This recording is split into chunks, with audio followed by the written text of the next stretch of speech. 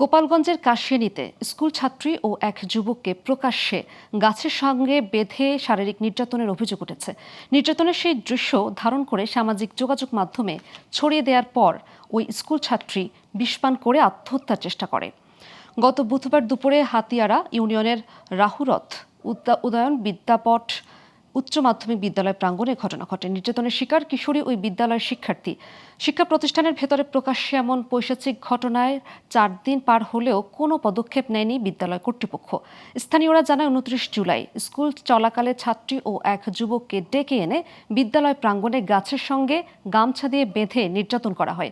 কাশিয়ানী থানার ওসি জানান, অভিযোগ পেলে তদন্ত সাপেক্ষে আইনি ব্যবস্থা নেওয়া হবে।